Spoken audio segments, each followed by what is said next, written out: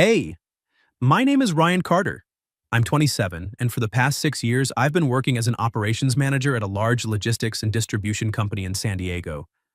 On paper, it sounds stable. In reality, most days, I feel like I'm running on fumes. I work the regular office hours from 8 to 5, but before that and on weekends, I drive for a rideshare app and sometimes take late night delivery runs. I don't do it because I enjoy being busy. 2 years ago, my father had emergency heart surgery.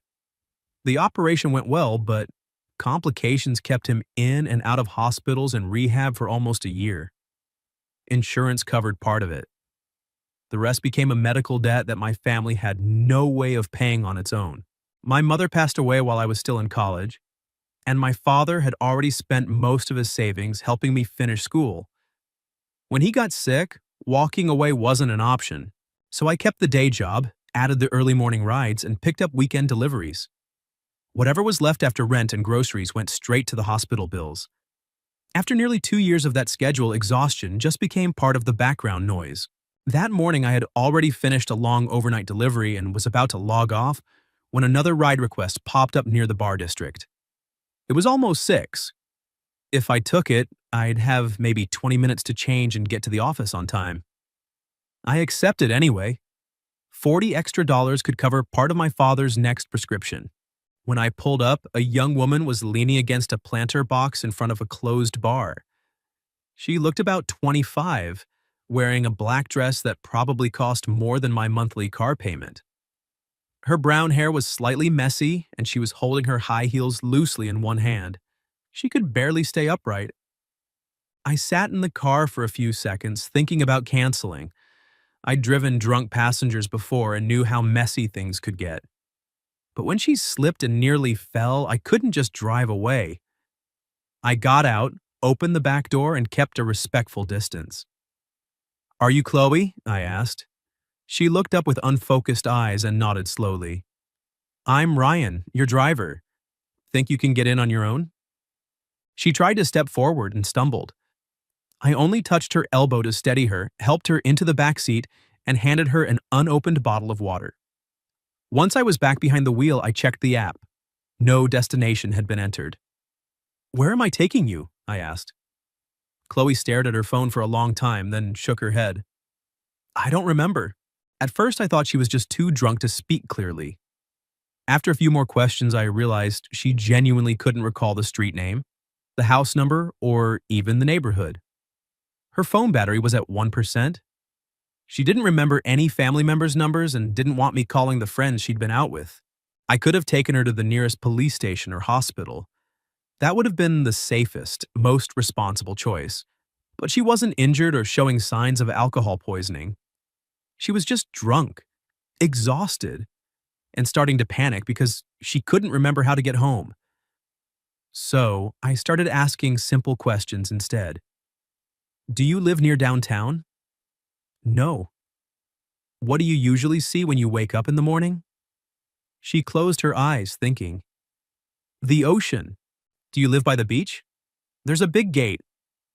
I kept driving north toward the coastal residential area while she gave me fragments.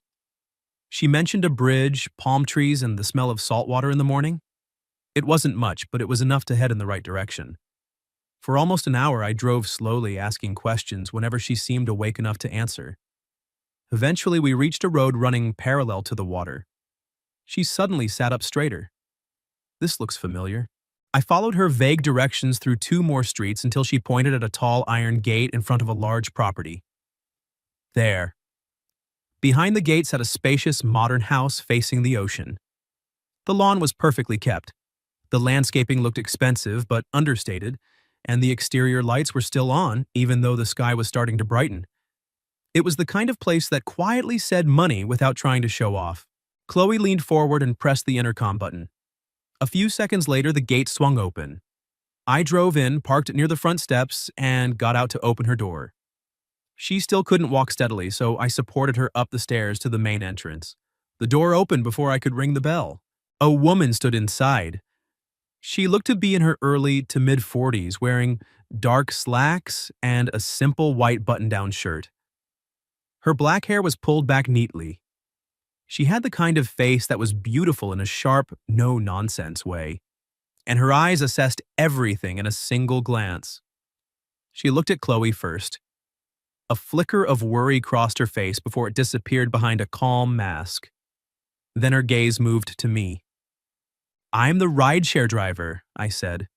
Chloe couldn't remember the address. I had to ask a lot of questions to figure out the area. I just wanted to make sure she got home safely. The woman took Chloe's arm. "Thank you." Just 2 words. No questions about my name, no small talk, no warmth. I nodded and walked back to my car. I had no idea who she was, and I didn't expect to ever see her again. I drove straight to my apartment, changed clothes in the parking lot, grabbed a protein bar, and headed to the office. I made it 4 minutes late. Luckily, my direct manager wasn't in yet. I threw myself into work, sorting out delayed routes, handling a supplier dispute, and dealing with a sudden spike in inventory at the Western Distribution Center. By lunchtime, I had almost forgotten about the morning ride. That afternoon, every mid-level manager was called into a special meeting. The company had just changed ownership, and the new chairwoman was coming to introduce herself and outline the restructuring plan. I sat in the back row, mostly because I was tired and didn't want attention. The conference room door opened. When the woman walked in, I sat up so fast my chair creaked. It was the same woman who had opened the door for Chloe that morning. She walked to the head of the table, set down a folder, and looked around the room with the same calm, assessing expression. "My name is Evelyn Brooks," she said. "I'm the new chairwoman and CEO of Brooks Consolidated Logistics." I stared at her, my mind going completely blank. Chloe was the daughter of the new CEO, and the woman I had spoken to outside her house at 6 in the morning was now the person who held the power to decide the future of every single person in this company, including mine. I didn't sleep much that night. After the meeting ended, I stayed in my chair long after everyone else had left. My mind kept replaying the same 2 facts on a loop. The woman who opened the door for Chloe that morning was Evelyn Brooks, and Evelyn Brooks now ran the entire company. I kept telling myself I hadn't done anything wrong. I had simply helped a drunk girl get home safely. But I also knew how fast stories could twist in an office. If anyone found out I had been at her house before she even started working here, people would assume things that weren't true. So I made a decision right there in the empty conference room. I would act like the morning ride never happened. I wouldn't mention Chloe to anyone. I wouldn't try to talk to Evelyn. I wouldn't even look in her direction unless I had to. It was the safest way to protect both of us. For the first week, Evelyn moved through every department like a quiet storm. She didn't call big meetings or make dramatic announcements. She just showed up, stood in corners, listened, and asked precise questions. Most of the time she appeared in the operations room late in the afternoon when the senior managers had already gone home. I tried to ignore the fact that she seemed to come in more often when I was running meetings. One Wednesday, she sat near the window for almost 40 minutes while I went over route performance with my team. She didn't say a word until the end. Then she asked why I had changed the northern delivery routes without updating the official process. I explained that the old route created 3 unnecessary bottlenecks and that I had tested the new one for 6 weeks. Average trip time had dropped by 13 minutes. She asked if I had submitted a formal proposal. I told her I had sent it twice. The first time I got no reply. The second time I was told it would be reviewed next quarter.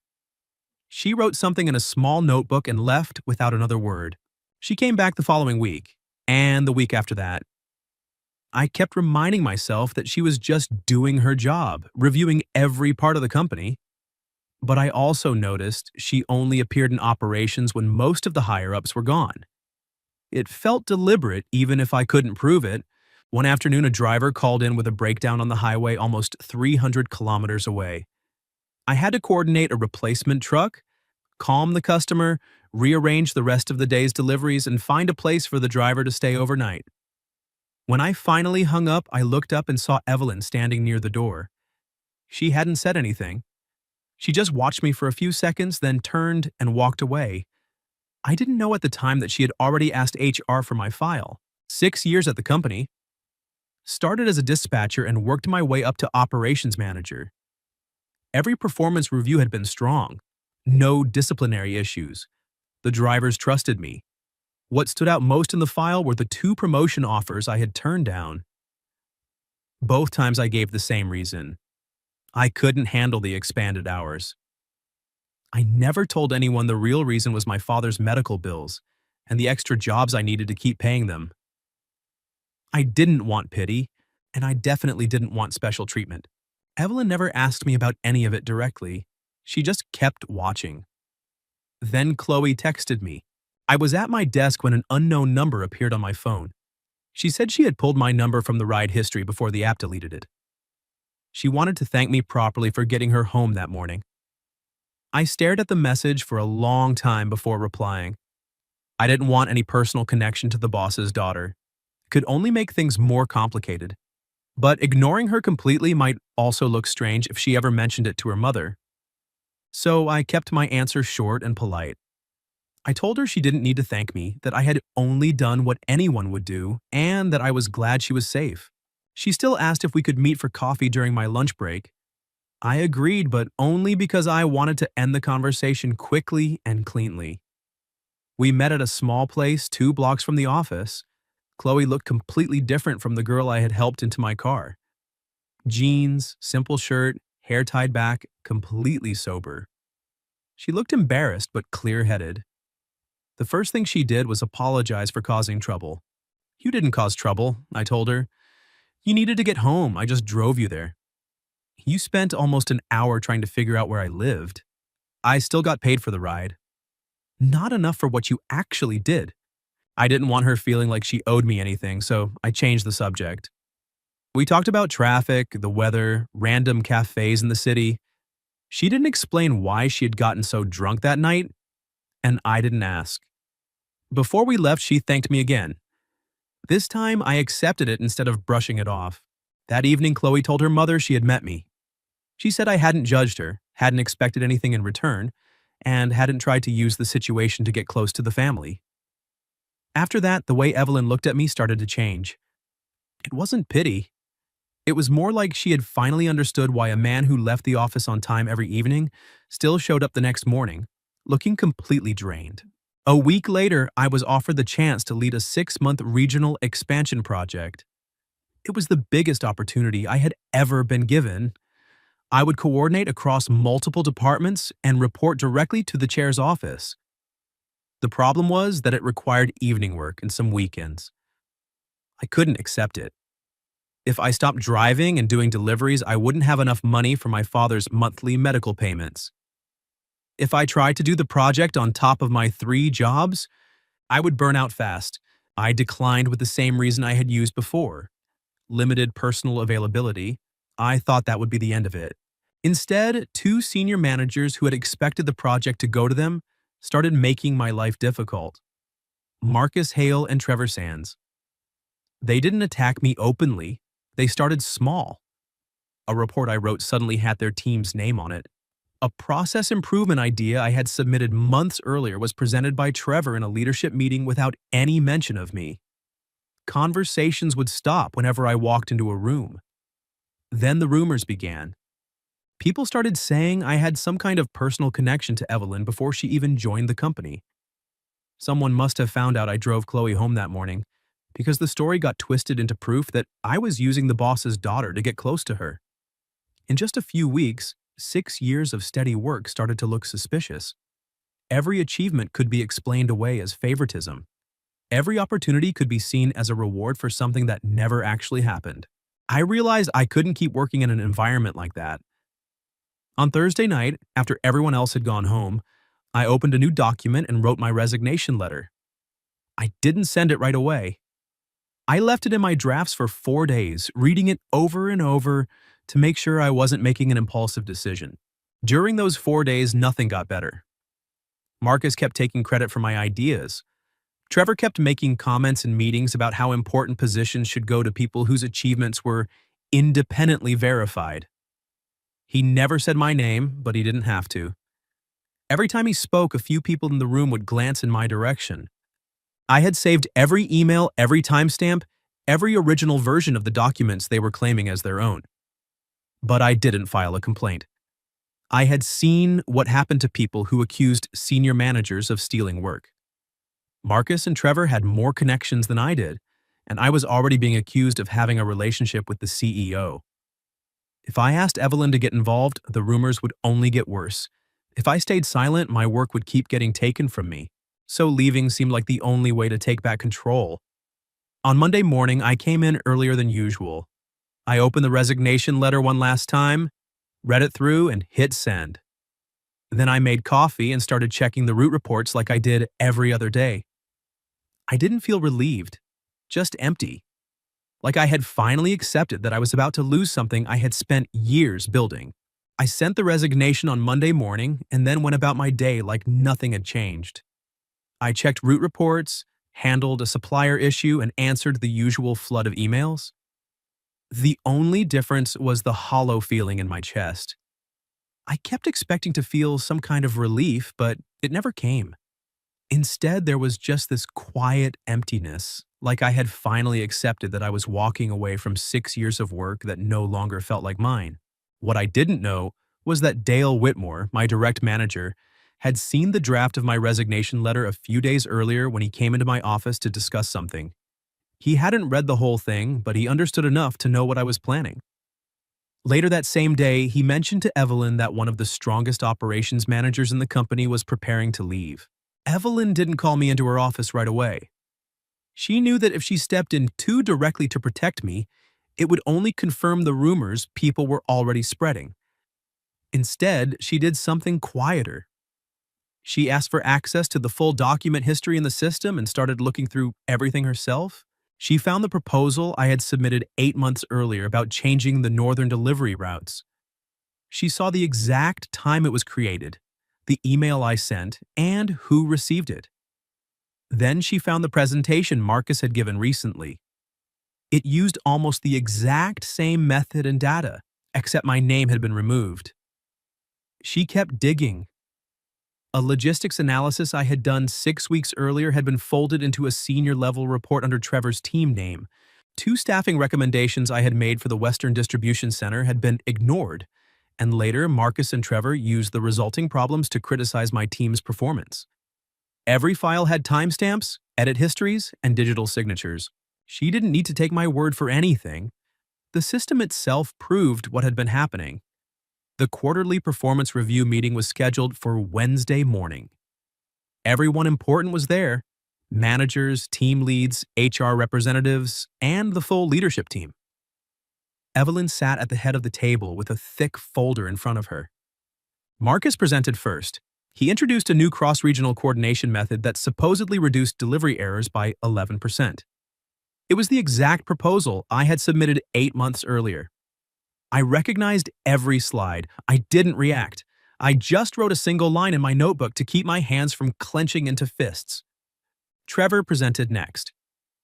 Near the end of his section, he made a comment about how the company needed to make sure key positions went to people whose achievements were independently verified, rather than those who benefited from special circumstances.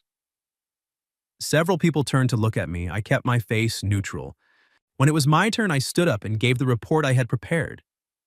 I spoke only about numbers, driver shortages, inventory issues, and risks at the Western Center. I didn't complain. I didn't mention what Marcus and Trevor had done. I had already sent my resignation. I just wanted to finish my responsibilities cleanly. After I sat down, Evelyn placed her pen on the table. "I have a few matters that need to be clarified before we continue," she said. Her voice was calm, but the entire room went silent. She opened the folder. She stated that the coordination method Marcus had just presented had been created and formally submitted by me 8 months earlier.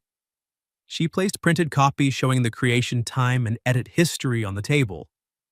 Marcus started to say something about it being a team effort. Evelyn looked at him and said, "I'm not finished." She continued with the logistics analysis that had been stripped of my name, the emails I had sent that received no response, and the staffing proposals that had been ignored while Marcus and Trevor later criticized the consequences. Every document had clear evidence attached. This is not an administrative mistake, Evelyn said. This is a systematic pattern of transferring one employee's work to others and undermining his professional reputation. No one spoke. She announced that Marcus and Trevor would be placed under formal investigation by HR. Until the investigation concluded, both of them would be removed from any decisions involving the operations department. Then she said something I would remember for a long time. When a company cannot accurately identify who is actually creating value, it doesn't just lose talent. It also loses the ability to understand itself. The rest of the meeting continued, but I barely heard any of it. I didn't feel triumphant. I just felt that someone had believed in my work enough to go looking for proof, even though I had never asked her to. After the meeting, Evelyn didn't come over to speak with me. She talked briefly with the head of HR and then left the room. I went back to my desk. About 10 minutes later, an email arrived from the chair's office. My resignation letter had been received, but before processing it, Evelyn wanted to meet with me at 3 o'clock that afternoon. I arrived on time. Her office door was open. She gestured for me to sit, then told me directly that she understood why I wanted to leave and that she would not try to force me to withdraw the letter. "I know my attention to your work has unintentionally created problems for you," she said.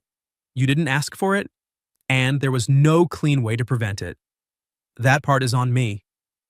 "I don't blame you," I answered. "I know." She looked at me for a long moment.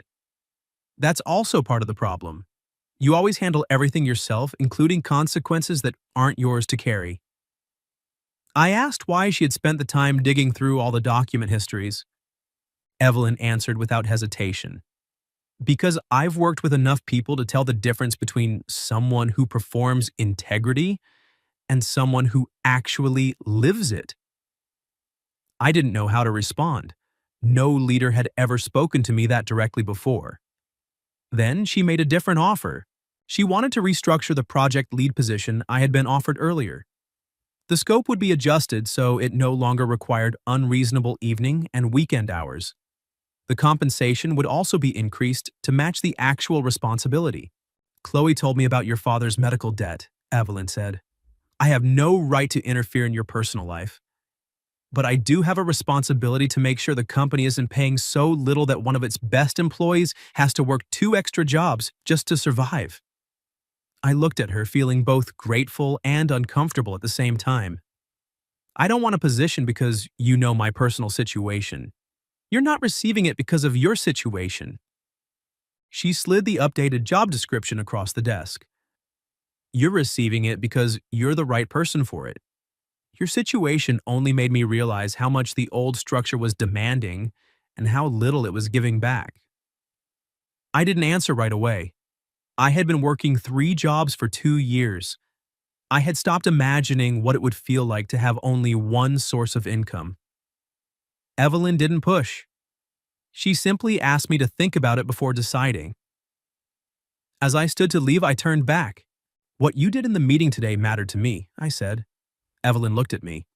"You did the work," she replied. "I only made sure people read the right name." That evening, I withdrew my resignation. I accepted the new position after 3 days of thinking it through carefully. It wasn't because I felt grateful to Evelyn.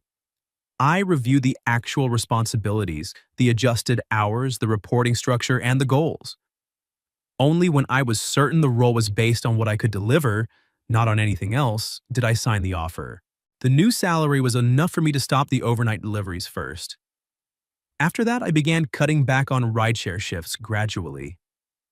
On the last morning I drove, I parked in a cafe lot after dropping off a passenger and just sat there with the app open on my phone. I stared at the screen for almost a full minute before finally logging out. There was no big feeling of victory, only a strange, unfamiliar quiet.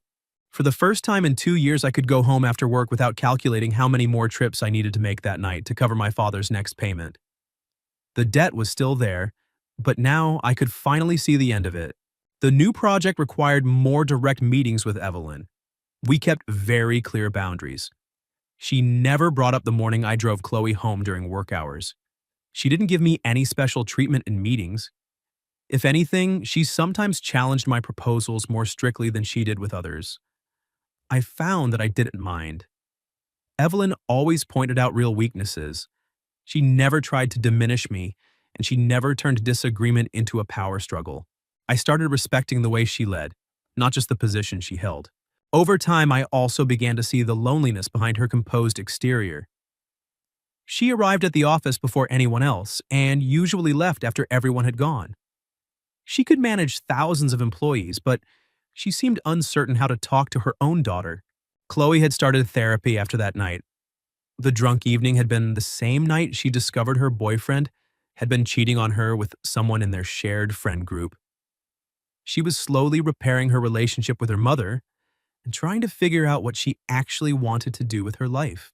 One evening, after a long meeting, I walked past Evelyn's office and saw her still sitting alone at her desk. The coffee cup in front of her had gone cold. Her coat was still hanging on the back of her chair. From the tired look in her eyes, I guessed she hadn't eaten dinner yet. I knocked lightly on the open door. "Have you eaten anything yet?" She looked up, clearly surprised by the question. "No. I was going to that small place 2 blocks away. They're still open." Evelyn studied me for a few seconds, the way she always did when she was deciding whether something crossed a line. I understood her hesitation, so I added, "We can keep talking about the project. I just don't want to have to explain to the board tomorrow why the chairwoman passed out at her desk." The corner of her mouth lifted slightly. It was the first time I had seen her almost smile. She took her coat. We walked to a small restaurant and chose a table near the window. At first, we only discussed the project. Then, without either of us really noticing when it happened, the conversation moved beyond work. Evelyn told me she had taken over the company after years of running other corporations. Her father had founded the business but had always believed a woman wasn't tough enough to hold real power for long. She had spent nearly 30 years proving him wrong. In exchange, she had missed most of Chloe's childhood and gone through a divorce that never really healed. "I always thought I would fix everything once the work was stable," she said. "But the work never becomes stable." I told her about my father and the surgery, about watching someone who had always taken care of me become dependent on others, and about the helplessness that came with it. I didn't complain. I just explained why I had lived the way I had for the past 2 years. That night, for the first time, I stopped seeing Evelyn only as the chairwoman. I saw a woman who had spent most of her life carrying responsibility and had forgotten how to admit she was tired. After dinner, we walked back to the parking lot. Evelyn stood beside her car and said, "Thank you. I don't remember the last time I had dinner without checking my phone. Tomorrow you can go back to being the scary chairwoman." Am I scary?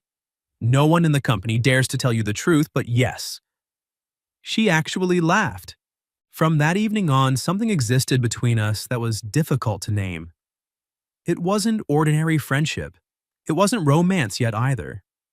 It was simply a deepening trust between two people who had seen each other at imperfect moments. We were still careful. Evelyn was the chairwoman, and I reported to her office. One wrong move could bring every old rumor back to life. So at work we remained completely professional, but after hours we sometimes had dinner or coffee by the water.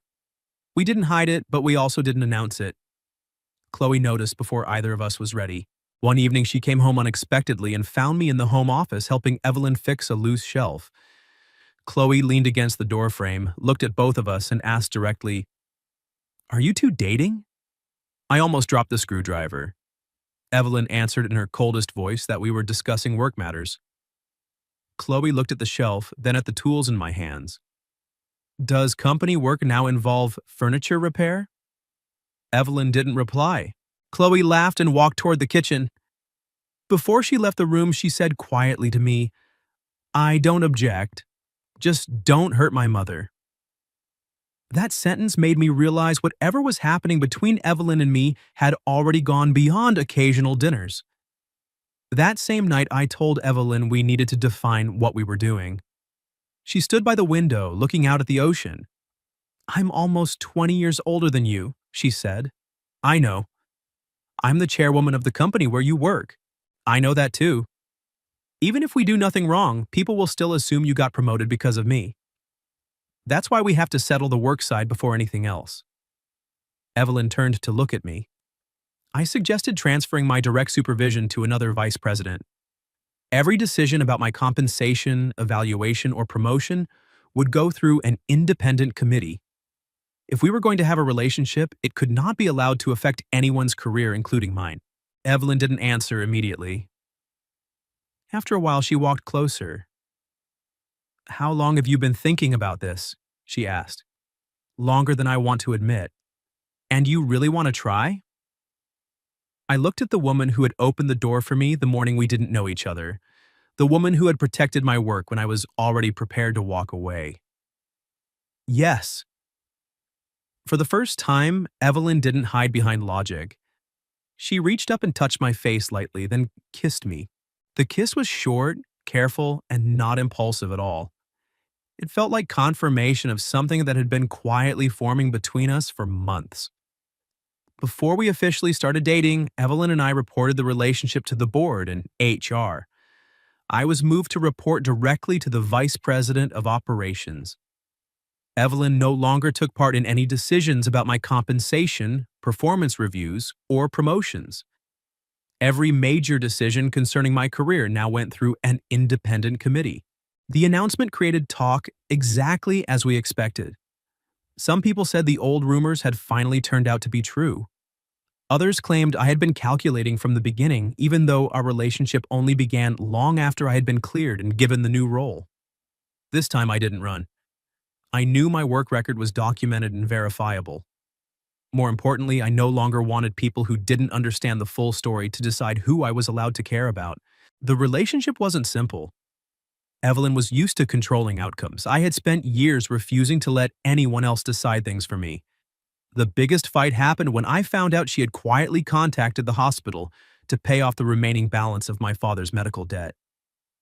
When I confronted her, she said she just wanted to help. I told her I didn't need her to rescue me. She said she only wanted to remove one burden from my life. The argument lasted nearly an hour. In the end, she admitted that using money and authority to solve problems was the only way she had ever known how to help people. I told her I needed a partner, not someone managing my life for me. After that night, she stopped trying to fix things behind my back. Instead, she helped me meet a financial advisor who restructured the remaining debt into a clear repayment plan with lower interest. I still paid every cent myself, but now I could finally see the finish line without working myself into the ground. My father was surprised when he first met Evelyn. He looked at her, then at me, and pulled me aside. "Are you sure that woman actually likes you?" he asked quietly. "Or is she planning to buy the hospital so you don't have to pay the bill?" I had to bite back a smile. But during dinner, he watched how Evelyn helped him stand without making him feel weak. She never mentioned her title. She didn't ask intrusive questions about his health. She simply treated him like a person. Before she left, my father said to her, "Ryan lives like every burden has to be carried by him alone. If you're with him, don't let him keep doing that." Evelyn looked at me and answered, "I'm trying." Chloe was also doing better. After months of therapy, she decided to study counseling psychology. She wanted to work with young people dealing with emotional crises and alcohol issues. One evening, she told me that if I hadn't stopped the car that morning, she had no idea where she would have woken up or what might have happened to her. "I just did what anyone would have done," I said. "Not everyone does," she answered. 2 years after Evelyn took over the company, the regional expansion project I had led was completed ahead of schedule. The new system significantly reduced operating costs and improved schedules for hundreds of drivers. I was offered the position of Regional Director of Operations. The decision came from the independent board.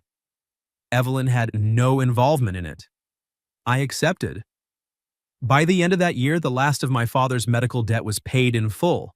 The night the final confirmation came through, Evelyn drove me to the beach house. Chloe had prepared a small dinner. My father was there too. There was no big celebration, just 4 people around a table and a cake Chloe had bought in the wrong flavor. It was one of the most peaceful evenings I could remember. After dinner, Evelyn and I walked down to the water. The waves came in quietly under the lights from the house. I took the small box out of my jacket pocket. Evelyn saw it but didn't say anything. I used to think my life would just be work, paying off debt, and then finding the next problem to solve, I said. The morning I picked up Chloe, I didn't think I was doing anything special. I just saw someone who couldn't get home on her own and decided not to leave her there. I opened the box. But that ride brought me to your front door. Later, you walked into the company and saw value in my work even when I had stopped believing it was worth protecting. Evelyn shook her head slightly, her eyes already bright.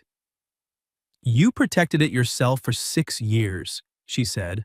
I only found the proof. That's exactly what you always say. I got down on one knee. Evelyn Brooks, you are the most difficult, most stubborn, and most honest person I have ever met. Will you marry me and keep arguing with me about every important decision for the rest of our lives? She laughed even as tears ran down her face. I'm much older than you. You already used that excuse. You still have time to change your mind. You know I don't decide things quickly. I looked at her. I've thought about it long enough. Evelyn nodded. Then yes. I stood up, slipped the ring onto her finger, and held her while the waves moved against the shore. We had a small wedding the following spring on the lawn facing the ocean. My father sat in the front row. Chloe stood beside her mother the entire ceremony. A few close colleagues came, including Dale and some of the drivers who had worked with me from the beginning. In her vows, Evelyn said, I was the first person who had seen her daughter at her worst without judging her, seen her at her most exhausted without being afraid, and seen her power without ever trying to use it. In mine, I said Evelyn had taught me that accepting help did not mean being weak. Sometimes self-respect was not about carrying everything alone, but about recognizing who truly wanted to stand beside you. After the wedding, Evelyn remained chairwoman. I continued in my role under the independent oversight system. We never tried to turn our family into a perfect story. Evelyn and Chloe still disagreed sometimes. My father still needed regular checkups. Evelyn and I still argued because she wanted to control everything, and I still had the habit of hiding when things were difficult.